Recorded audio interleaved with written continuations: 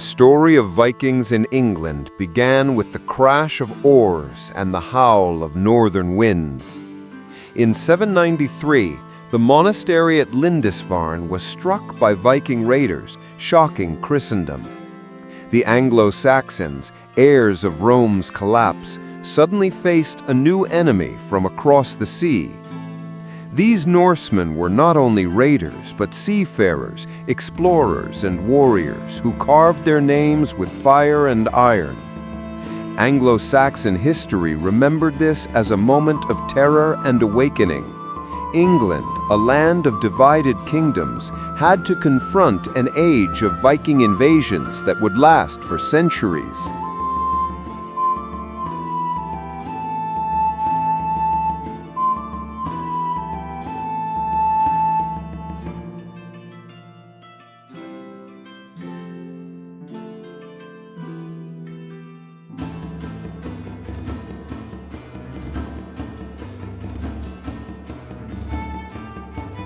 Before the Viking invasions, Anglo-Saxon England was a mosaic of kingdoms: Northumbria, Mercia, Wessex, and East Anglia, each ruled by its own king, bound by shifting alliances and rivalries. Christianity had spread, bringing monasteries and learning, yet political unity remained fragile. Wealth flowed through trade, and towns grew around rivers and coasts. But this prosperity made England a tempting target. The Norse conquest would not come overnight. It began with raids that tested Anglo-Saxon defenses and exposed the divisions of medieval kings. In these cracks, the Vikings would strike hardest.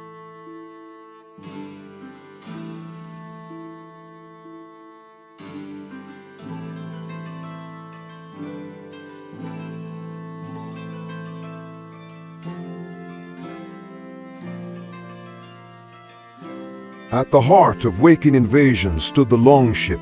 Sleek, shallow-drafted and fast, these vessels could cross the North Sea or slip silently up English rivers. They carried warriors who struck without warning, plundering monasteries, towns and villages. For the Anglo-Saxons, the sight of a dragon-headed prow meant death and fire. Longships gave Vikings unmatched mobility, turning England's rivers into highways of conquest. This technology was not just military, but cultural, a symbol of Norse power and independence. Every oar stroke brought terror deeper into Anglo-Saxon lands, reshaping the medieval battles of the age.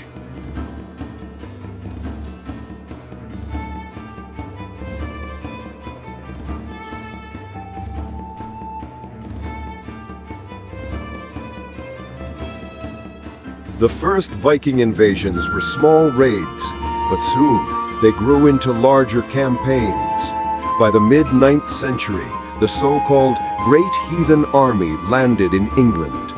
Thousands of Norse warriors united under leaders like Ivar the Boneless and Halfdan Ragnarsson. Their goal was not just plunder, but conquest. They swept across Northumbria, seizing York and pressing into Mercia.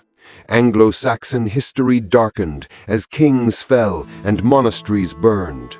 The Anglo-Saxon kingdoms faced their greatest test. Medieval battles became desperate clashes between shield walls, axes, and spears. England trembled under the Norse advance.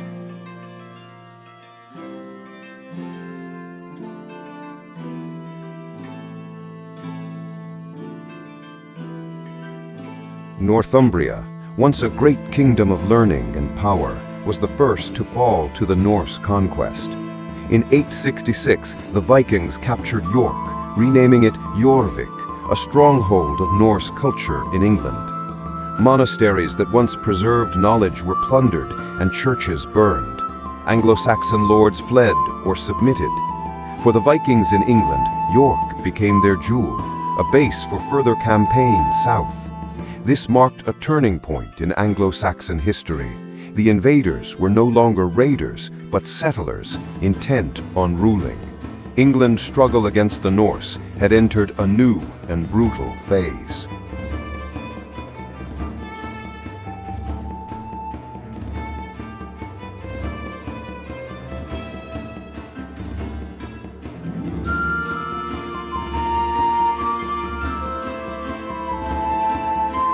After Northumbria fell, the Viking invasion swept south into Mercia. Once the heartland of Anglo-Saxon power, Mercia found itself surrounded by enemies. Viking armies stormed towns, exacting tribute and forcing Mercian rulers into uneasy submission. The medieval battles here were not only fought on fields, but in halls of negotiation, where survival often meant compromise. For the Vikings in England, this was strategy, dividing kingdoms and turning them into tributaries. Anglo-Saxon history recorded Mercia's decline as a symbol of England's fragmentation. The Norse conquest advanced one kingdom at a time, leaving scars of fire and fear.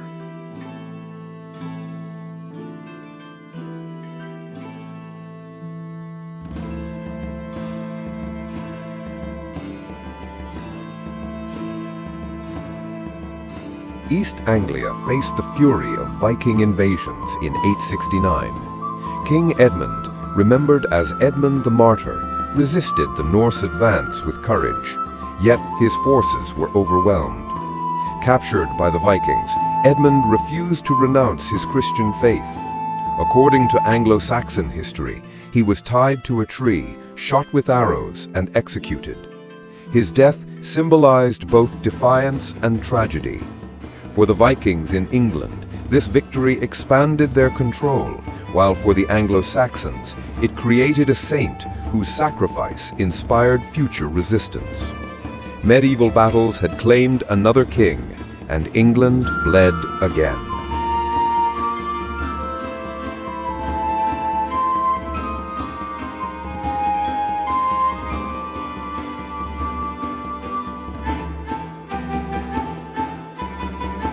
As other kingdoms fell, Wessex stood as the last great hope of Anglo-Saxon England. Ruled by the House of Cerdic, it became the stronghold against Norse conquest. The Viking invasions pressed hard, but Wessex kings refused to yield. Here, the Anglo-Saxon history shifted. England's survival depended on one kingdom's strength. Wessex became not just a political power, but a cultural bastion, preserving laws, language, and Christianity against Norse pressure. Medieval battles in its fields would decide the fate of the island. From Wessex would rise the leader destined to confront the Vikings, Alfred the Great.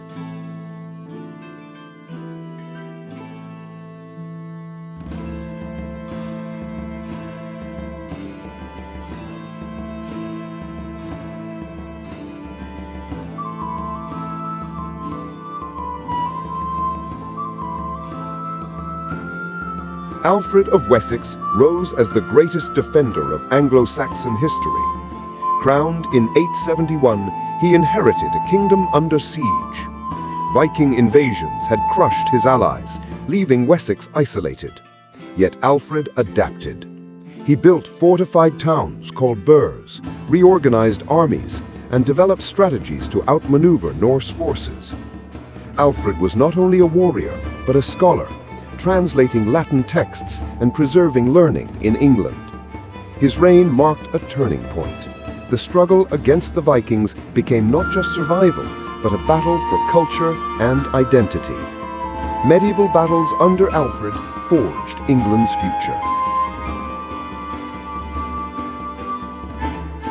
In 878, the struggle reached its climax at the Battle of Edington. Alfred's forces faced the Viking army led by Guthrum. On a hillside, Anglo-Saxon shield walls locked against Norse warriors. The clash was brutal. Spears shattered, axes split shields, and cries echoed across the field. Yet Alfred's discipline and tactics prevailed. The Vikings were broken, and Guthrum was forced to submit. He later accepted baptism, symbolizing a fragile peace. For Anglo-Saxon history, Edington was salvation. The Norse conquest was halted, though not ended. England had endured, its destiny safeguarded by Alfred the Great.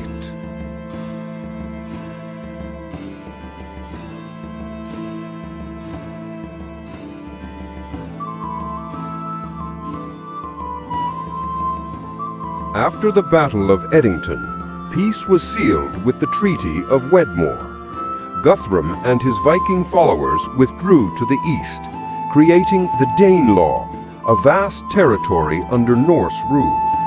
This land stretched across Northumbria, East Anglia, and much of Mercia. Within the Danelaw, Viking laws, language, and customs blended with Anglo-Saxon traditions. Towns like York thrived as centers of trade and Norse culture. Yet the treaty was not the end of conflict. The Danelaw divided England, leaving a line of tension that shaped its medieval battles. Vikings in England were no longer outsiders. They had become settlers, rulers, and neighbors.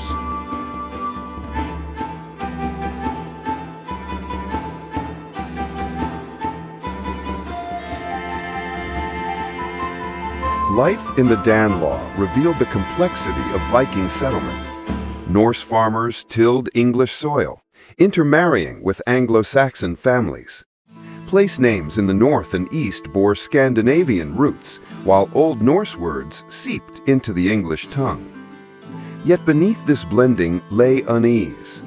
Anglo-Saxons often resented paying tribute to Viking lords, while Norse chieftains pushed their authority through law and force. Medieval battles paused, but cultural conquest deepened. The Viking invasions had reshaped not just kingdoms, but daily life, how people spoke, farmed, prayed, and traded. The Norse conquest of England was both sword and settlement.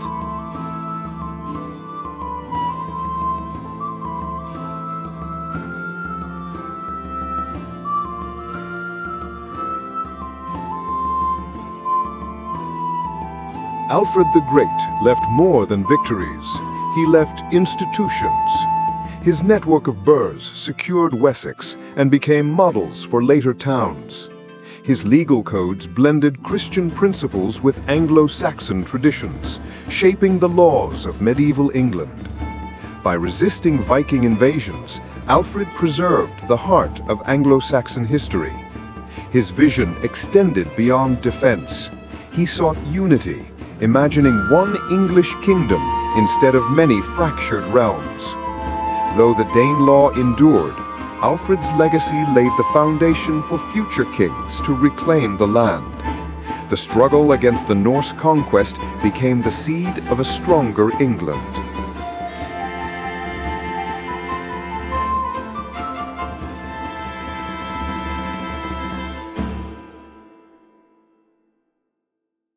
Peace under the Danelaw was uneasy, and soon new Viking fleets crossed the sea.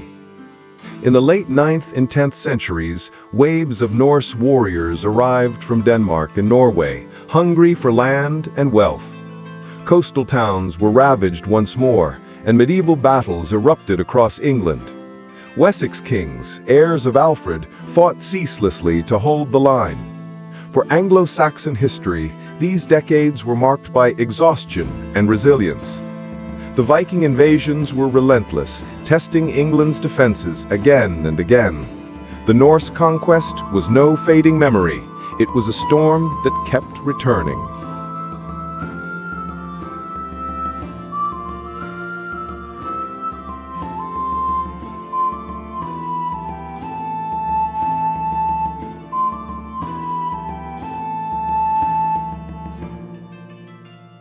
Alfred's grandson, King Athelstan, turned the dream of unity into reality. In 927, he conquered York, ending Viking rule in Northumbria for a time. With this victory, Athelstan became the first king to rule all England. His reign brought law, coinage, and centralized authority, laying the groundwork for a united kingdom. Yet unity was fragile. Viking invasions still threatened, and rival lords resented central power. For Anglo-Saxon history, Athelstan's reign was a golden moment, proving that England could stand as one. The struggle with the Norse conquest was far from over, but England now had a vision of itself as a single nation.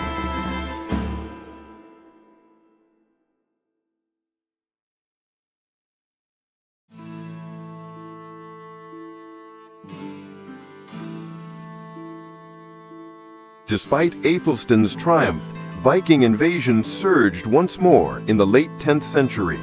Fleets from Denmark, led by fierce kings like Sweyn Forkbeard, devastated England's coasts. Tribute, known as Dangeld, was demanded, silver paid to keep raiders at bay. For Anglo-Saxon history, this period was one of humiliation, as wealth drained into Norse hands. The medieval battles became desperate defenses, yet the Vikings returned year after year. The Norse conquest seemed inevitable. England trembled as fire and iron once again swept across its fields and towns.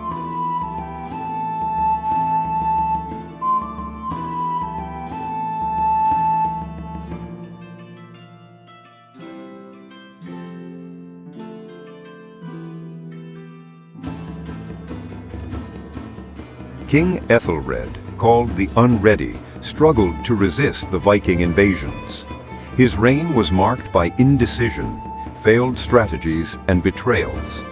Hoping to buy peace, he paid vast sums of Danegeld, but this only encouraged more raids. In desperation, Ethelred ordered the St. Brice's Day massacre in 1002, killing Danes settled in England. Instead of victory, it provoked greater fury. Sweyn Forkbeard's armies swept deeper into the kingdom. Anglo-Saxon history judged Ethelred harshly. His weakness opened the gates to Norse conquest. The dream of unity forged by Alfred and Aethelstan stood on the brink of collapse.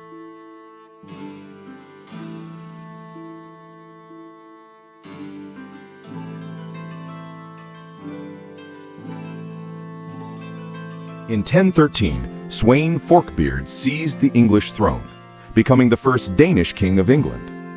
His rule was brief, but his son, Knut the Great, secured the crown in 1016.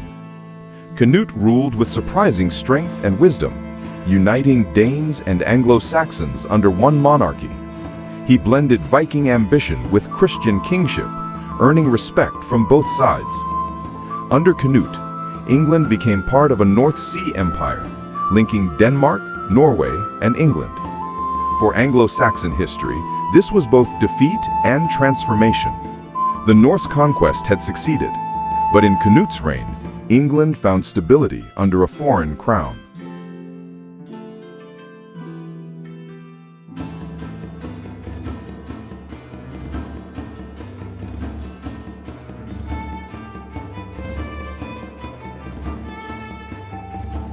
After Knut's death, the North Sea Empire fractured. Anglo-Saxon lords restored Edward the Confessor to the throne in 1042. His reign sought peace, but divisions lingered. Viking influence remained strong, with rival claimants from Denmark and Norway watching closely. When Edward died in 1066 without an heir, the succession crisis reopened the struggle.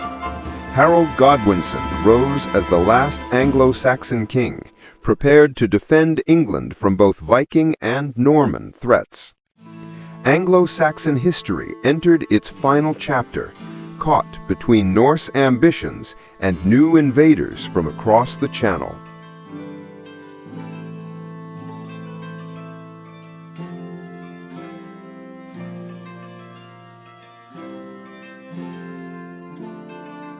In 1066, the struggle for medieval England reached its climax. Harold Godwinson defeated a final Viking invasion at Stamford Bridge, where King Harald Hardrada of Norway was slain. Yet only weeks later, Harold fell at Hastings to William the Conqueror and the Normans. The age of Anglo-Saxon kings ended, and with it, the long struggle against the Vikings. For centuries, Viking invasions had scarred England, yet they also reshaped it. Language, law, and culture bore Norse marks forever. Anglo-Saxon history closed, but the legacy of Vikings in England lived on, in place names, traditions, and the bloodlines of kings.